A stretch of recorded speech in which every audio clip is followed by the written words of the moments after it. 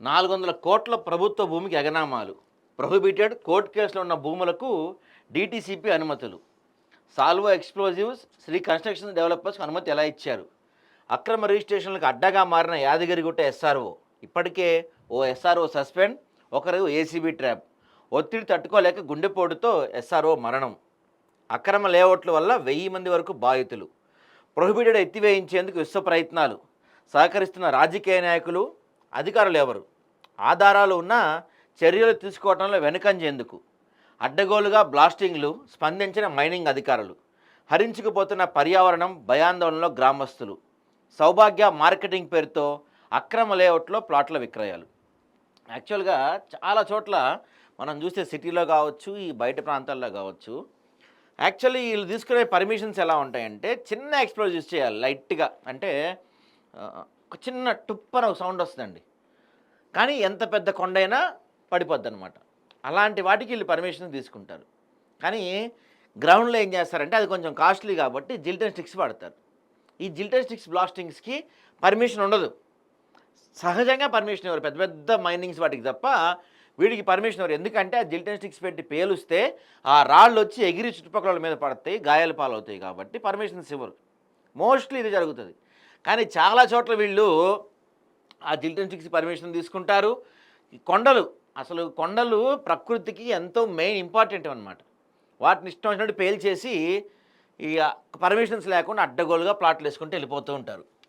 సౌభాగ్య heights అంట ప్రభుత్వ భూమి, ఆపై అసలే ప్రొహిబిటెడ్ జాబితాలో ఉన్న భూమి, దీనికి తోడు కోర్టు వివాదం. చూడండి, ఒక భూమికి ఎన్ని అడ్డంకులు ఉండాలో అన్నీ ఉన్నాయి. దీనికి ఎవరెంత పుచ్చుకున్నారో తెలియదు, ఎవరికి ఎంత ముట్టిందో కానీ 400 కోట్ల ప్రభుత్వ భూమికి పంగనామాలు పెట్టారు. వివాదాస్పద భూములను చూడకుండా డీటీసీపీ అధికారులు పర్మిషన్ ఎలా ఇచ్చారు? అనుమతి పొందిన కంపెనీలు ప్లాటింగ్ చేశారు. 1000 మంది వరకు బాధితులు. మరియు ఎస్ఆర్ఓ అధికారులు అయినా రిజిస్ట్రేషన్లు ఆపారా అంటే అది లేదు. వారు కూడా తమకు కావాల్సినంత పిండుకున్నారు, రిజిస్ట్రేషన్లు చేస్తూ పోతున్నారు. చివరకు ఈ సర్వే నెంబర్ పుణ్యమా అని ఎస్ఆర్ఓ కాలేయంలో ఒక ఎస్ఆర్ఓ హార్ట్ స్ట్రోక్తో మరణిస్తే మరొకరు ఏసీబీకి చిక్కారు, ఇంకొకరు సస్పెండ్ అయ్యి ఇంట్లో కూర్చున్నారు. మొత్తానికి యాదగిరిగుట్ట ఎస్ఆర్ఓ అసలు ఏం జరుగుతుందనే విషయం అంతుపట్టకుండా పోతుంది. మొత్తానికి యాదగిరిగుట్ట ఎస్ఆర్ఓ అసలు ఏం జరుగుతుందనే విషయం అంతుపట్టకుండా పోతుంది. ఈ మొత్తం వ్యవహారం వెనుక హస్తం ఎవరిది? ఎవరి ప్రమేయంతో అక్రమ రిజిస్ట్రేషన్లు జరుగుతున్నాయి? వేలాది మంది బాధితులు కన్నీటిని తుడిచేది ఎవరు అనే అంశంపై ఈరోజు ఆదాబ్లో స్పెషల్ స్టోరీ. మనం చాలామంది అండి డీటీసీపీ లేఅవుట్ కదా, అంటే డీటీసీపీ పర్మిషన్ ఉందంటే అదొక ల్యాండ్ మార్క్ అనమాట. రెరా అప్రూవల్ ఉన్న ఈ డీటీసీపీ పర్మిషన్ ఉన్న చాలామంది ఓకే ఇంకేముంది అని కళ్ళు మూసుకొని కొంటారు ప్లాట్స్. కానీ ఇక్కడ డీటీసీపీ దాంట్లో కూడా ప్రొహిబిటెడ్ ల్యాండ్స్ని ప్లాటింగ్ చేసి అమ్ముతుంటే ఇక ఎక్కడికి పోవాలి సామాన్యుల పరిస్థితి ఏంది? చల్లూరు గ్రామ శివారులో ఉన్న 322/4 ప్రభుత్వ భూమిని 2021లో అప్పటి జిల్లా కలెక్టర్ ప్రొహిబిటెడ్ లిస్టులో పెట్టారు.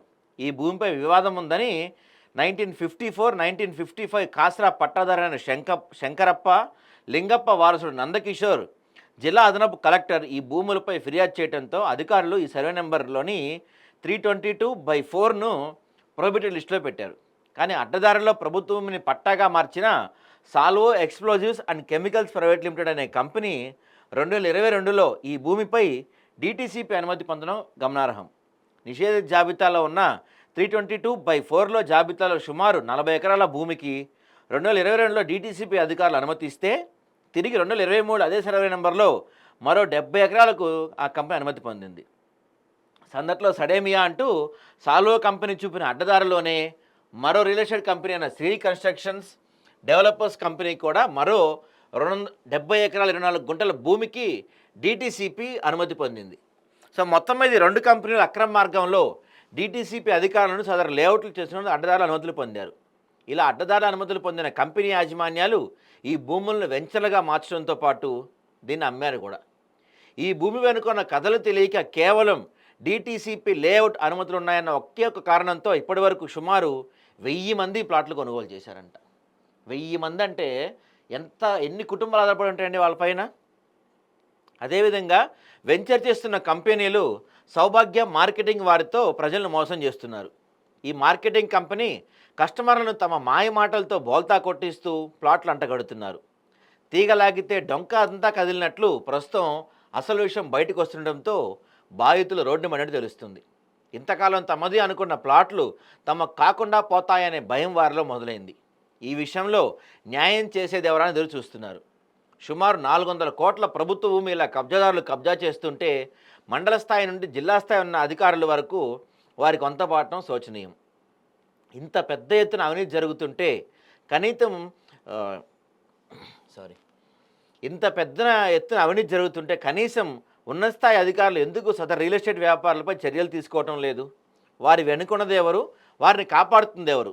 రాజకీయవేత్తల లేక అధికారుల అనే అనుమానాలు కలగడం మాటం లేదు. ఎందుకంటే అండి ఇక్కడ ఏదన్నా ఇలాంటివి ఉంటే ఏం జరుగుతుందంటే కేవలం అధికారులే చేశారు, వెనకాల ఒక రాజకీయ నాయకుడు ఉంటాడు. ఆ రాజకీయ ఇప్పుడు ఈ కంపెనీ వాడు ఎవడో కూడా ఒక పొలిటీషియన్ అప్రోచ్ అవుతాడు, వాడు ఈ లోకల్గా ఉన్న అధికారులందరినీ మేనేజ్ చేసుకుంటాడు. సో ఇక్కడ అధికారులు ఒక్కళ్ళే చేస్తున్నారా, రాజకీయ నాయకులు అందరూ మొత్తం వీళ్ళంతా ఒక బ్యాచ్ అనమాట. దొంగలుగా చూళ్ళు పంచుకున్నట్టు అధికారులు రాజకీయ నాయకులు మొత్తం కుమ్మక్కయ్యి సామాన్య ప్రజల్ని మోసం చేస్తూ ఉంటారు వీళ్ళు. సో ఇప్పటికైనా ప్రభుత్వ పెద్దలు స్పందిస్తే ప్రభుత్వంకు 400 కోట్ల ఆదాయం వచ్చే పరిస్థితి ఉంటుంది. కోట్లలో చేసే ప్రభుత్వ భూమిలో ఇంత వ్యవహారం జరుగుతుంటే స్థానిక ప్రజాప్రతినిధులకు ముఖ్యంగా ఎమ్మెల్యేకు తెలియకుండా ఉంటుంది అనుకోవటం పొరపాటే. మరి ఇందులో అప్పటి ఎమ్మెల్యేతో పాటు ప్రస్తుత ఎమ్మెల్యే ఇతర స్థానిక ప్రజాప్రతినిధులకు ముట్టిందంత అనే విషయం కూడా తెలియాల్సి ఉంది. అందరి ప్రమేయంతోనే వ్యవహారం మొత్తం నడిచిందనటంలో ఎలాంటి సందేహం లేదు. మరి ఇందులో ఎవరి వాటా ఎంత అనే విషయం ప్రభుత్వ పెద్దలు తేల్చాల్సిన అవసరం ఎంతైనా ఉంది. ఇక్కడ వీళ్ళు 1000 మందిని ఆల్రెడీ మోసం చేశారు, జనాల్ని మోసం చేశారు. దాంతోపాటుగా పర్యావరణానికి కూడా చూడండి, ఇక్కడ వెంచర్లు చేస్తున్న కంపెనీలు పర్యావరణ నిబంధనలు కూడా పాటించడం లేదు. ముఖ్యంగా గుట్టలను కూడా ఇష్టానుసారంగా బ్లాస్టింగ్లు పెట్టి పేల్చడంతో సమీపంలోని గ్రామస్తులు భయాందోళనకు గురవుతున్నారు. ఈ బ్లాస్టింగ్ల వల్ల తమ ఇళ్లకు నెరలు వస్తున్నాయని వారు ఆవేదన వ్యక్తం చేస్తున్నారు. అదేవిధంగా ప్రభుత్వ భూమిలో ఇంత బాహాటంగా బ్లాస్టింగ్లు చేస్తూ అక్రమ లేఅవుట్లు చేస్తున్న అడ్డుకోవాల్సిన మైనింగ్ అధికారులు కనీసం అటేపు కన్నెత్తి కూడా చూడటం లేదు.